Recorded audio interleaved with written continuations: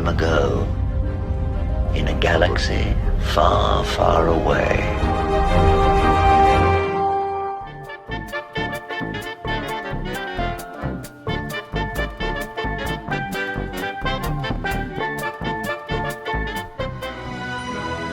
Feel, don't think. Fear is my ally. The Force will be with you. We are encouraged to love. Be mindful of your thoughts. I will not betray the Republic. Hey, your worship, I'm only trying to help. Scruffy-looking nerf herder. I'm not afraid. You must unlearn what you have learned. In keeping with the trusty adage, starve a cold, disgust a fever. I gotta say, the Jedi have returned. We're just fanatics out here waiting on Return of the Jedi. 3 years in the making. We're waiting for this. Some people don't idolize Darth Vader like I do. See, I want him to get Luke. And I think that Luke will destroy Darth Vader. I guess Darth Vader will die. I'm not sure. I hope he doesn't. I love his black.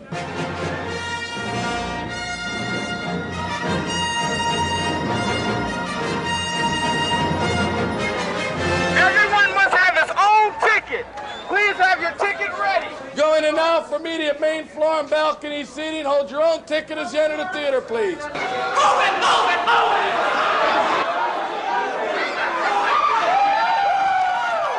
Finally, the wait is over. The fantasy unfolds.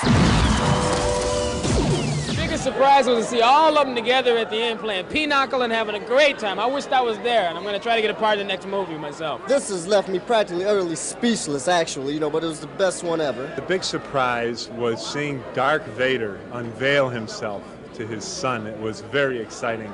The biggest surprise? Well, I don't want to give it away to anybody. Do you think it was worth coming to this late at night? Yeah. Good over evil, always. The movie was perfect. It was exactly the way it had to be. It was a fantastic movie, but it was good. It was really, really good. So this was the fan ad. I'll give you some background of these.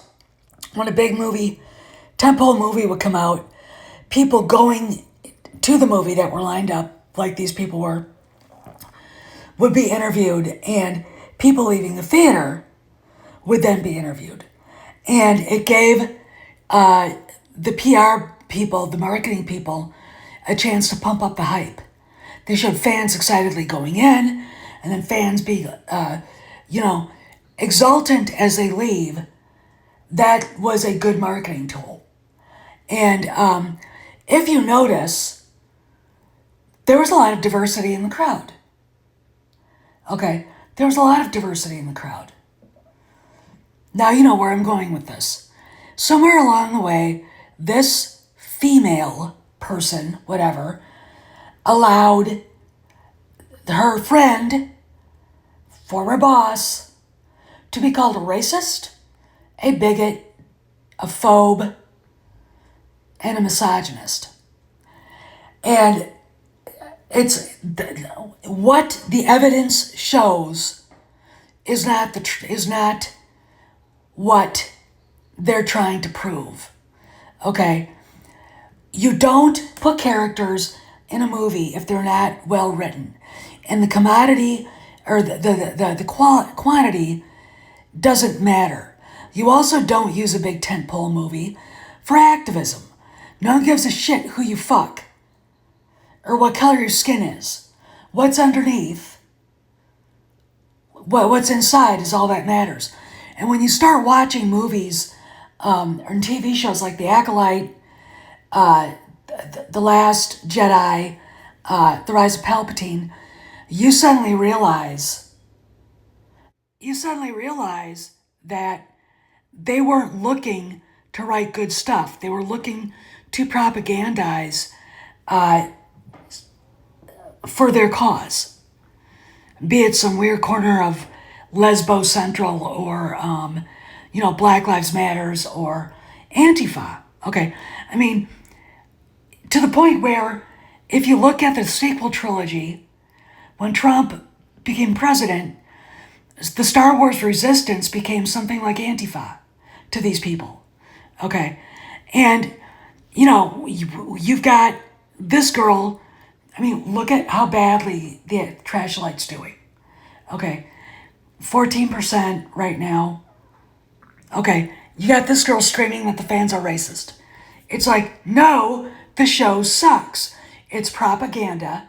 It's screaming misandry and racism at every corner. Okay, that's what it is. She doesn't like it. Who gives a fuck what she thinks? Okay, no one cares. But let's talk further. At Cornell University, they have an incredible piece of scientific equipment known as the tunneling electron microscope. Now, this microscope is so powerful that by firing electrons, you can actually see images of the atom, the infinitesimally minute building block of our universe. Roger, if I were using that microscope right now, I still wouldn't be able to locate my interest in your problem. So difficult. Excuse me, Niles, but I've got news for you. Copernicus called, and you are not the center of the universe. Somebody blows their nose and you want to keep it? I'd like to analyze it. Egon, your mucus. All right. This chick is toast.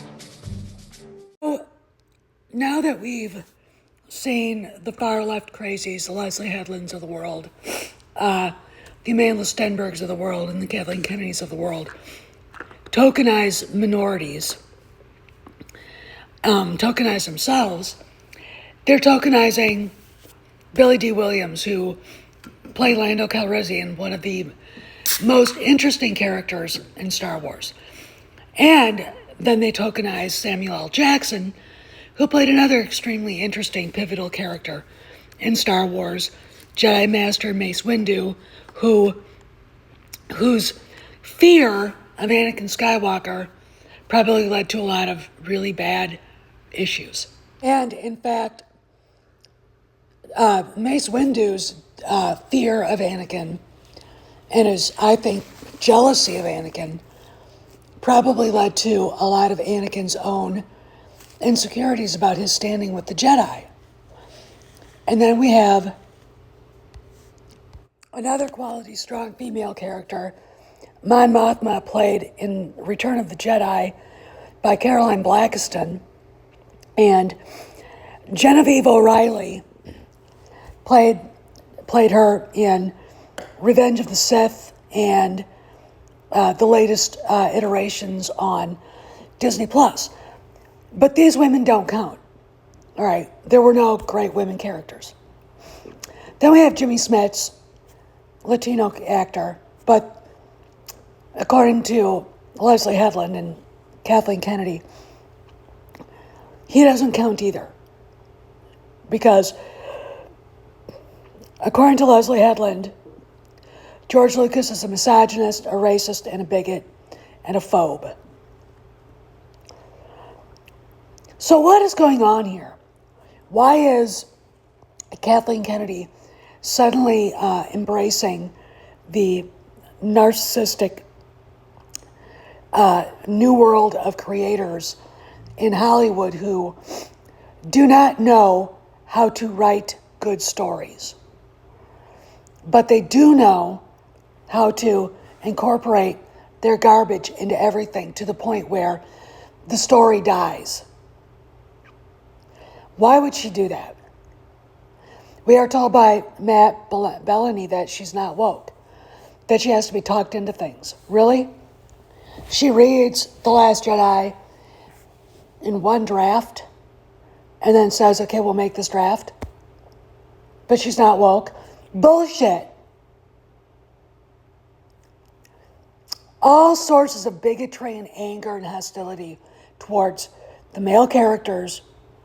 It doesn't matter if it's Harrison Ford playing either Han Solo or Indiana Jones, Luke Skywalker, Billy D. Williams, Samuel L. Jackson, Jimmy Smits, Ewan McGregor, Hayden Christensen, all sources of hatred and bigotry that these women have unleashed behind the scenes and in front of the camera.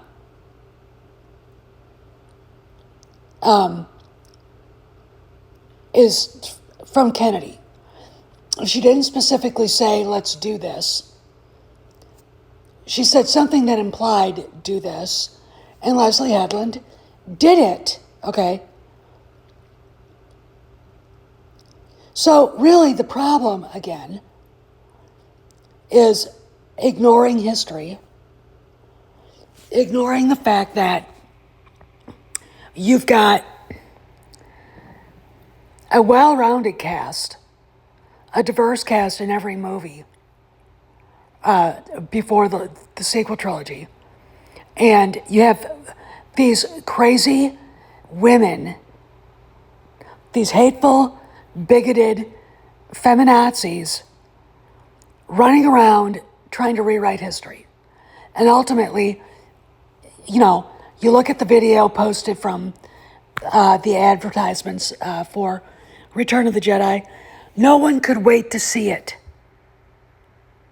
Okay. There you go. No one could wait to see it. And you've got this going on, and they're trying to deny that these fans, this diverse crowd of people who loved Star Wars, didn't exist. We say otherwise. History proves otherwise. Star Wars has always been for everybody, for people who are interested. And when you water down the stories to fit your narrative, you ruin it. This is Steph, signing out. I'll see you around the galaxy.